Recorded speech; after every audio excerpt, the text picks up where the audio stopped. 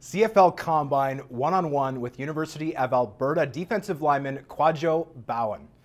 Kwadwo, you started your university career at York in Southern Ontario, but you're from Calgary. So tell us, how did you end up playing with the Lions? It's kind of a crazy story. Like in 12th grade, I didn't really get like a lot of scholarship offers, a lot of opportunities to play football. So I just remember like getting an email from Coach Craney and Coach Ockpro, and they emailed me saying that they had like opportunity available for me at York if I wanted to play next level football, and I was eager. So I hopped on it, went on a visit to Toronto. I had a really good time there, met a lot of cool people like that I'm friends with to this day, and like I decided like that was the best fit for me. Yeah.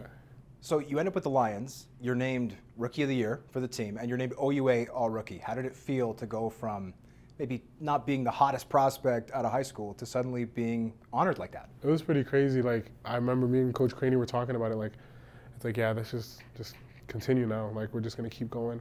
So for me, it was like a pretty crazy experience. Like you're in a room with people who are like top 100 players in the country coming out of high school, and you're in that same category now. So you finish your 4 years at York, and then you decide to play at least closer to home, not quite your hometown, but closer to home, where we are right now for the Combine in Edmonton at the University of Alberta. What was it like transitioning from the OUA to playing out in Canada West?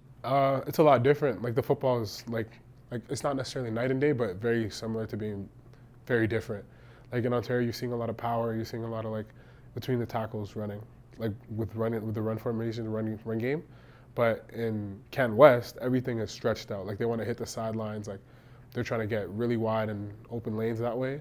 Same with the passing game. Like there's a lot of drop back pass here. Not the same. There's a lot of play action in Ontario. So yeah, I find it two different things. Yeah, I've gone to a lot of games out in Canada West, and it's not uncommon for the final score to be 52-48. Yeah. Does that bother you as a defensive player? A little bit. You're like, I wish we could like. Sometimes you look at the score, and you're like, how did they score 43? Like when we played Manitoba, I was like, how did they score that many points? But no, it's like, yeah, it's like kind of nerve-wracking. You're like, well, like, are we playing bad as a defense, or like, are the offense is that good? But Yeah, I was at that game, by the way. yeah, Sorry, it's a close loss. very close loss. Yeah, Now, you're listed at 6'1", 280, Yeah. but you don't just play along the interior of the defensive line. You also play on the edge. Where do you see yourself playing in the Canadian Football League? I think for sure I'm a interior defensive lineman. This year I had to like step out and play on the edge just because we had some stuff with the team.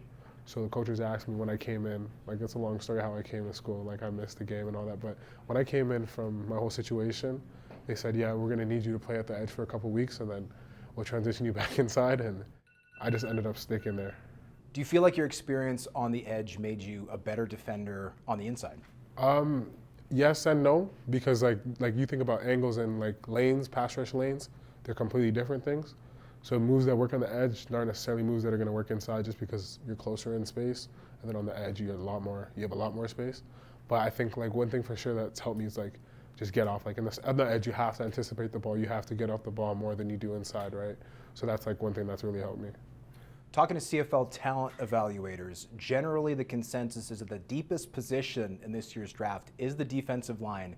How does it feel to be part of a really strong group here at the Combine? It's pretty insane. Like for me, like I think about like transitioning from not really getting the opportunities I wanted in high school to being a part of this like very high class defensive line group. It's pretty crazy for me. Do you feel like you're coming in with a little bit of a chip on your shoulder? Like we've got two All-Canadian defensive linemen from the University of Regina Rams.